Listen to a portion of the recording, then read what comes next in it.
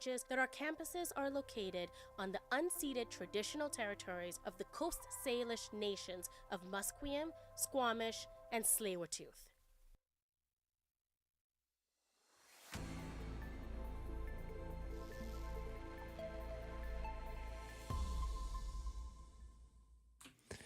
Good afternoon, one and all.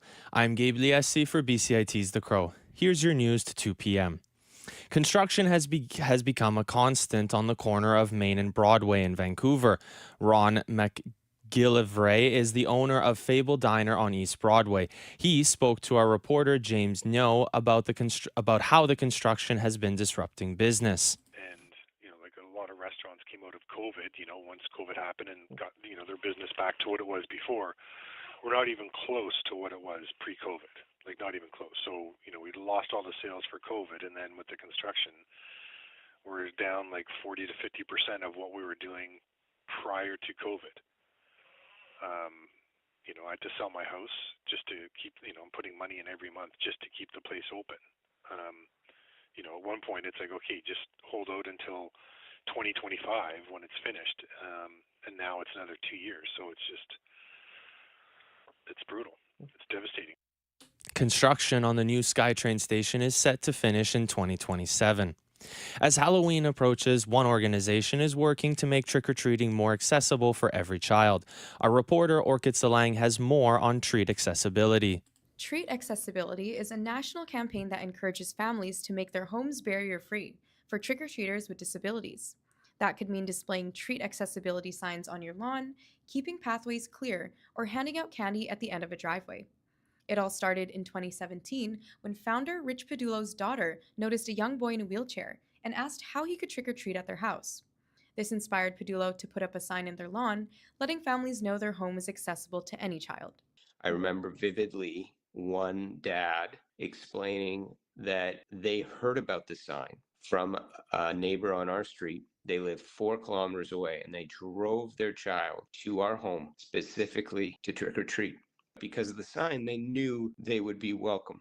The accessible trick-or-treating signs are available for free at Pet Value stores and online to download, with over 250,000 existing in homes across Canada since 2017. Orchid Solang, BCIT News.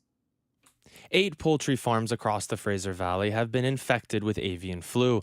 This type of influenza is usually driven by migratory birds. Our reporter Gabrielle Ruiz spoke with BC Poultry spokesperson Sean Hall on the safety measures being taken. Here's a little teaser. Local farmers have confirmed that this issue has become a yearly occurrence since 2022.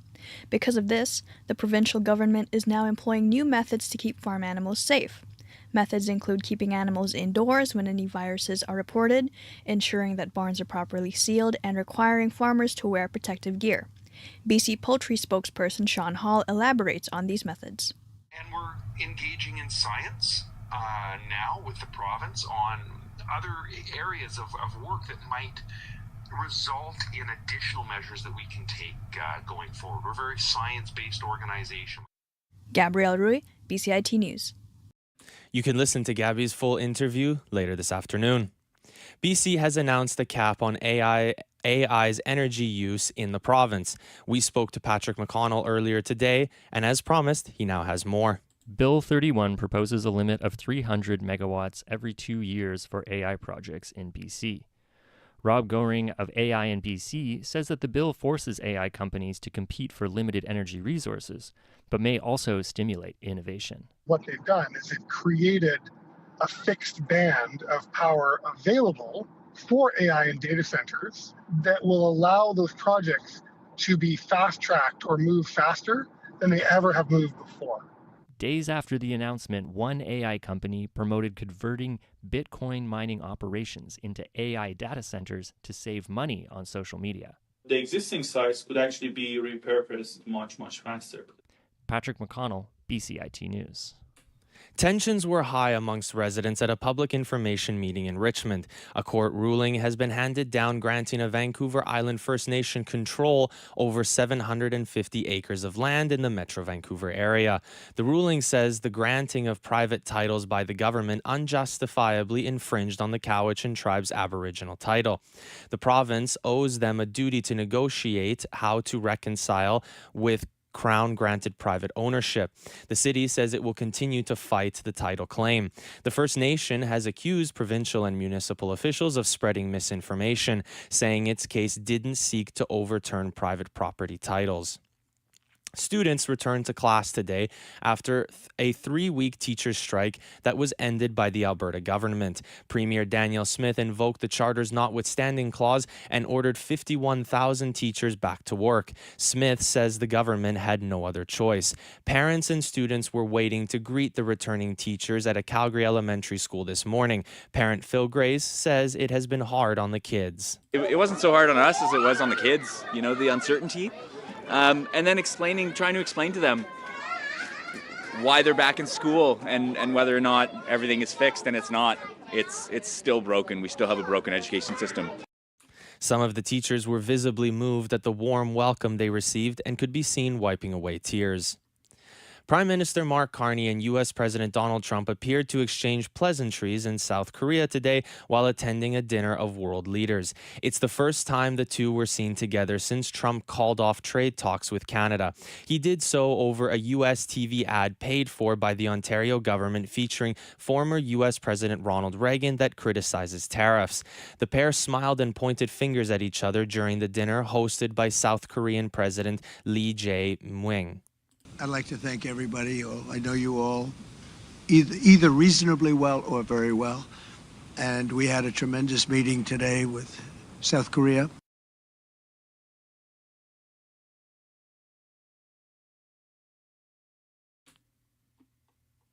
Trump and Carney have been in Asia for several days, but had not seen each other or spoken since the latest trade rift began. Carney is set to meet with leaders from South Korea, Australia, and New Zealand. He is in the region to promote trade and secure foreign investments, among other goals. Canada Post is laying off an unspecified number of managers as part of a corporate restructuring that started earlier this year. Its CEO, Doug Ettinger, says it's due to Canadians' changing use of the post office.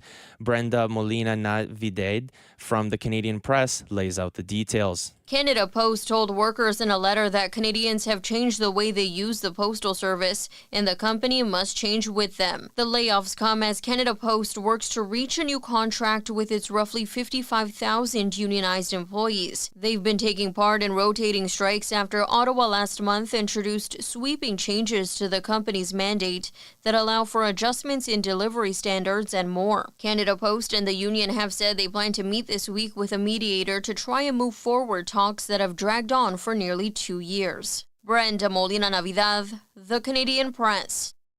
55,000 workers are currently on rotating strikes.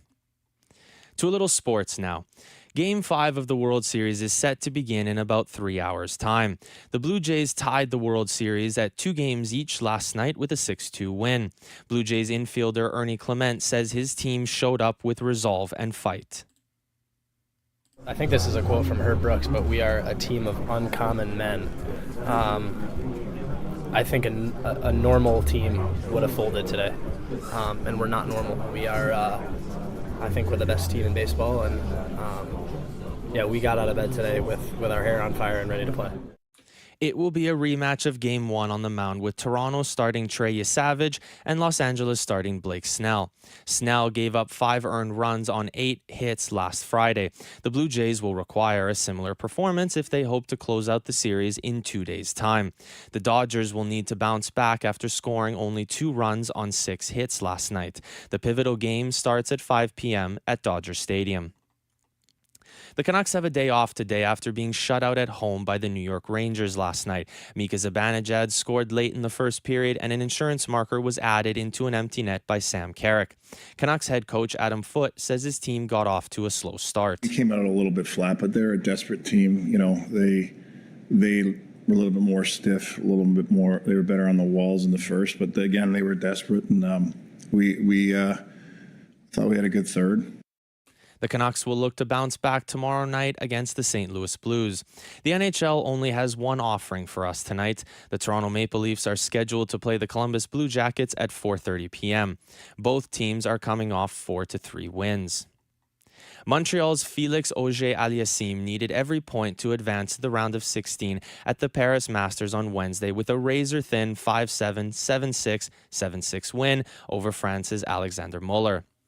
Auger-Aliassime hit 21 aces and had an average first serve speed of 206 kilometers per hour. Auger-Aliassime is currently ranked 9th in the world. He needs a deep run in Paris while hoping Lorenzo Musetti doesn't pick up many points in Paris. Musetti is one spot ahead of Auger-Aliassime in 8th spot in the ATP's race to Turin standings. The top 8 qualify for the end-of-year ATP finals in Italy. Auger-Aliassime will face Daniel Altmaier in the round of 16. The Canadian has a 1-2 career record against the German. The Toronto Raptors tip off the hardcourt action tonight at 3:30 p.m. against the Houston Rockets. Both teams are stuck on only one win so far this year. The NBA has a healthy spread of games tonight as 20 teams are in action. The Philadelphia 76ers and the Chicago Bulls will look to continue their undefeated seasons tonight.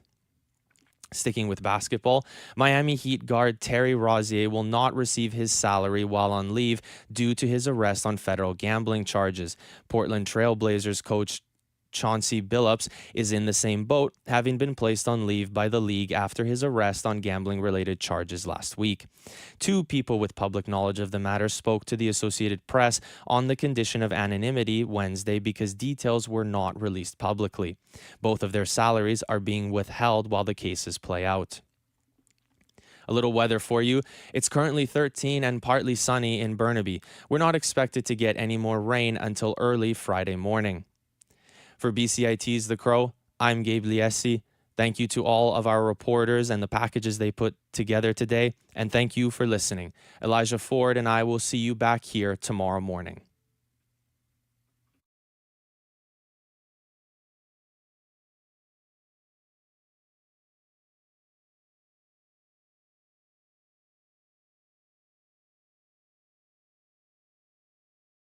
I would recommend this program for anyone that isn't sure what kind of job they want in media, because you learn everything from like public relations to communications to video editing, like radio, TV. So you do get a lot of experience in all the different fields in media.